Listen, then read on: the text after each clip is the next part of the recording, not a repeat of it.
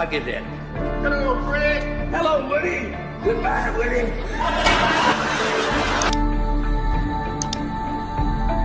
What changes has this hit TV series made in your life? Not too many, other than the fact that I sleep at night now instead of sleeping in the day as I did when I was working in a nightclub. What actually happened? I was working in a nightclub in Los Angeles, and Aaron Rubin, the producer, he happened to be in the club that night. What if I told you that one single line in a courtroom scene helped bring down one of America's most beloved comedy shows?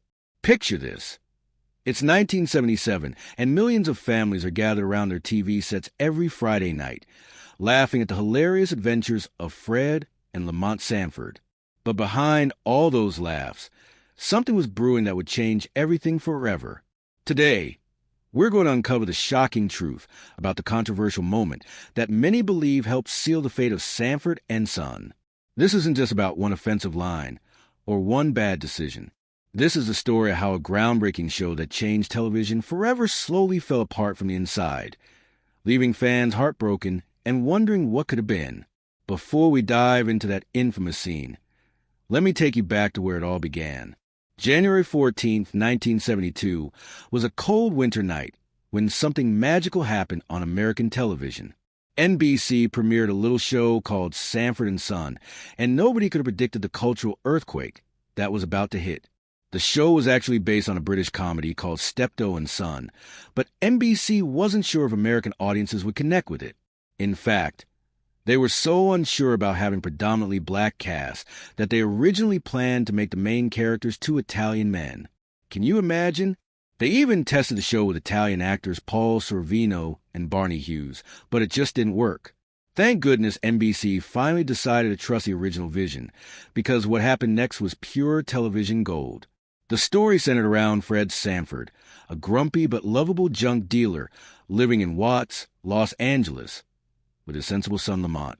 Fred was always cooking up crazy get-rich-quick schemes, while Lamont tried desperately to keep his father's wild ideas from getting them into trouble. Their constant bickering, name-calling, and hilarious arguments became the heart of the show that America fell in love with. But here's what made Sanford and Son truly special. This wasn't just another sitcom trying to get some laughs. This was a show that dared to put a black family at the center of American television during a time when that was revolutionary. Most shows on TV feature white families, and the few that included black characters often portrayed them as stereotypes or side characters. Sanford and Son changed all of that. The show was an instant hit. By its very first season, it was already ranking in the top 10 most watched shows in America. At one point, it was so popular that it actually knocked the beloved Brady Bunch off the air. Can you believe that? The Sanford family was beating the Brady family in the ratings war, and America couldn't get enough of Fred's fake heart attacks and his famous catchphrase, "I'm coming, Elizabeth." The theme song, called The Street Beater, was created by none other than Quincy Jones. Even though it never made it to the music charts as a hit single, it became one of the most recognizable TV theme songs of all time. You probably heard it referenced in other shows like Scrubs or The Simpsons, and it's still stuck in people's heads today, almost 50 years later. But what really made the show work wasn't just the comedy. It was the heart. Despite all their fighting and name-calling, Fred and Lamont genuinely loved each other. They were family, and that bond came through in every episode. Fred might call Lamont dummy, and Lamont might fire back with old fool, but when push came to shove, they always had each other's backs. The supporting cast was just as memorable. There was Aunt Esther, Fred's Bible-toting sister-in-law, who could swing her purse like a weapon and trade insults with the best of them. Fred would call her names like Gorilla or Esther Kong, and she'd come right back at him calling him an old heathen. Their battles were legendary. Then there was Grady, Fred's cheerful friend with his famous saying, "Good googly goo," and Bubba, who was always ready to join in on Fred's latest scheme. There was also Julio, the friendly neighbor who Fred would tease but secretly respected, and Donna, Fred's patient girlfriend who somehow put up with all his craziness. The show reached its peak during the 1972 to 1974 seasons, when it became the second most watched show in America, right behind All in the Family. It was so successful that it helped NBC dominate Friday nights completely.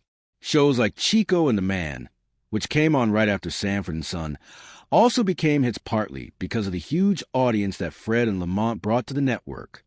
But as popular as the show was with audiences, things behind the scenes were getting complicated.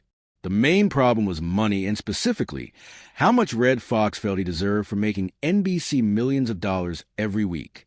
During the 1973 to 1974 season, something shocking happened that nobody saw coming. Red Fox, the heart and soul of the show, simply walked off the set and refused to come back. At first, he said it was because of health problems, but everyone knew the real reason. It was all about the money.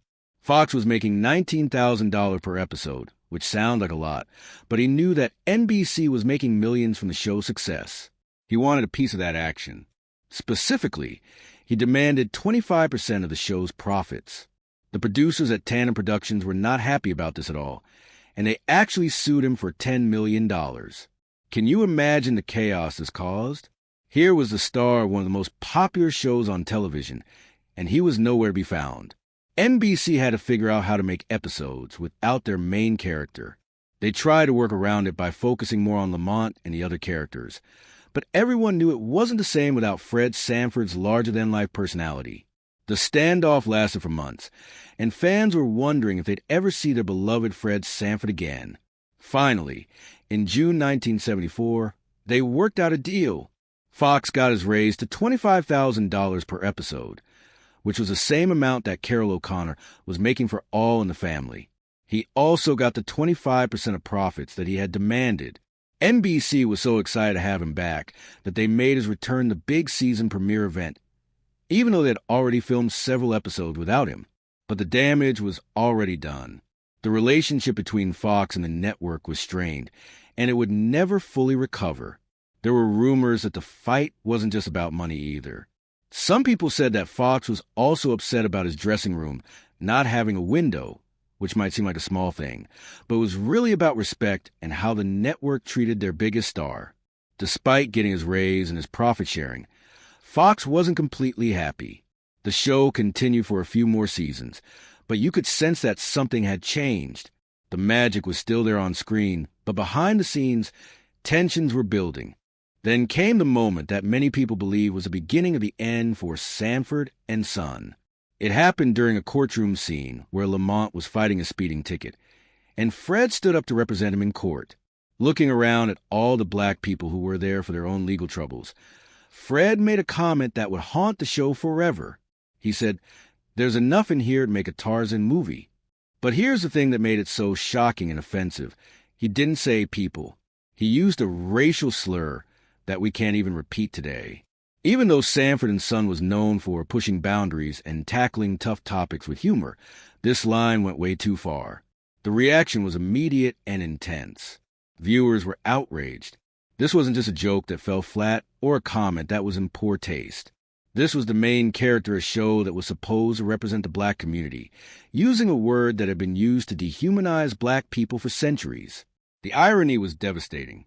Here was a show that had broken barriers and given black actors and stories a prominent place on television, and now its main character was using language that many people found deeply hurtful and offensive. What made it even worse was that this wasn't some ad-libbed moment that slipped through by accident.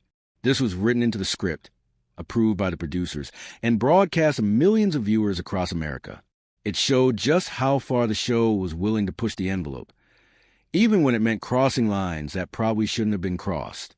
The controversy sparked heated debates about what was acceptable in comedy. Some people defended it, saying that Fred Sanford was playing character and that the show had always dealt with difficult topics through humor.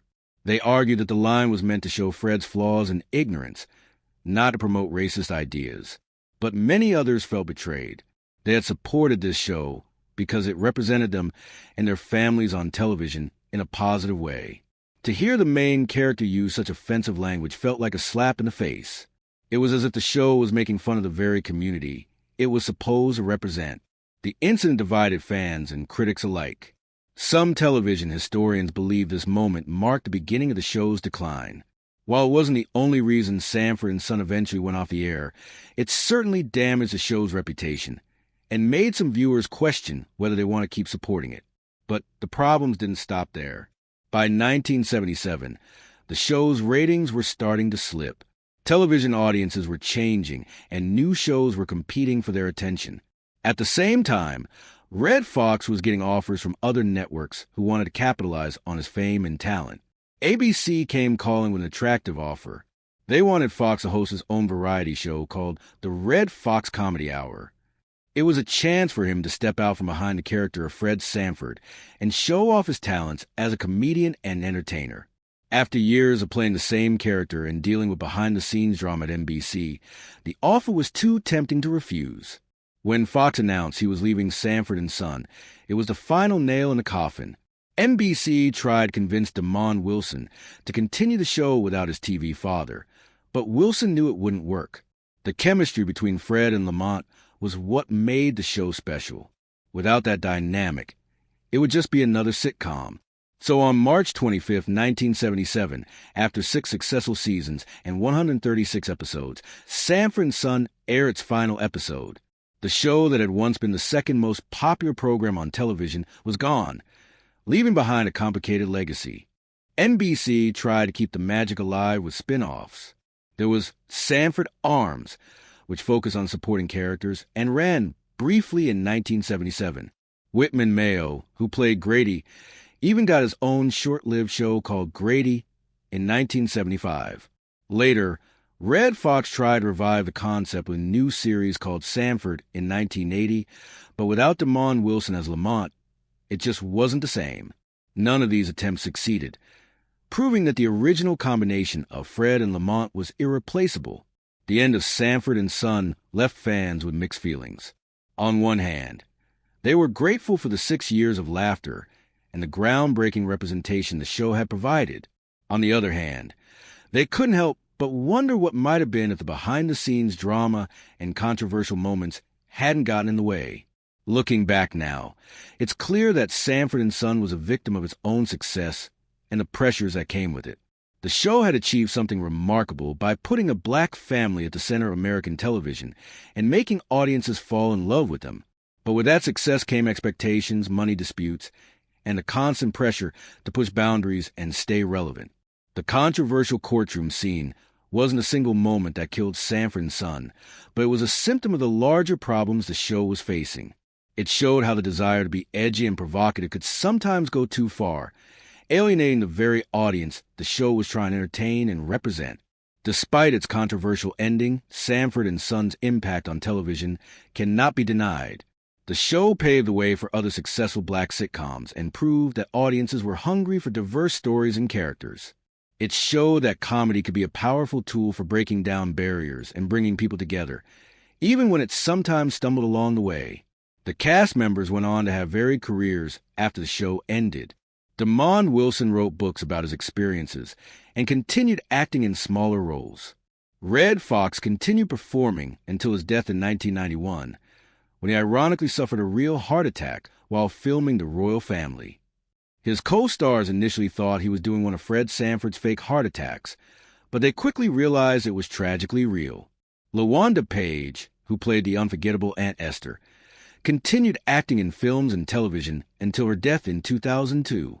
The other supporting cast members found varying degrees of success in their post-Sanford careers, but none would ever be part of something quite as culturally significant again. Today, Sanford and Son is remembered as a classic that changed television forever. In 2007, Time magazine included it on their list of the 100 best TV shows of all time, cementing its place in entertainment history. The show's influence can be seen in countless sitcoms that followed, and its themes of family, community, and perseverance continue to resonate with audiences. But the story of Sanford and Son also serves as a reminder of how quickly success can turn sour when egos, money, and poor decisions get in the way. It shows us that even the most beloved shows are vulnerable to the very human flaws of the people who create them. The infamous courtroom scene might have been just one moment in the show's long run, but it represented something larger about the challenges of creating groundbreaking television. When you're trying to push boundaries and tackle difficult subjects, there's always a risk of going too far. Sometimes that risk pays off and creates memorable, important television. Other times, it backfires and leaves everyone wondering what went wrong. As we remember Sanford and Son today, we can appreciate both its groundbreaking achievements and learn from its mistakes. The show gave us unforgettable characters, countless laughs, and important representation during a time when it was desperately needed. But it also showed us that success comes with responsibility, and that the power to influence millions of viewers should never be taken lightly. The junkyard may be closed, and Fred and Lamont's adventures may be over, but their impact on television and American culture lives on. They prove that families come in all shapes, sizes, and colors, and that love and laughter can overcome even the biggest obstacles. Even when everything else falls apart, that's a legacy worth remembering.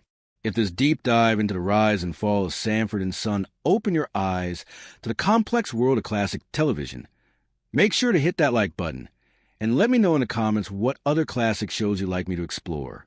There are so many untold stories behind our favorite programs, and I'm here to uncover them all. Don't forget to subscribe and ring that notification bell so you never miss an episode of television history that will change how you see your favorite shows forever. Until next time, keep watching and keep wondering about the stories behind the stories that shaped our culture.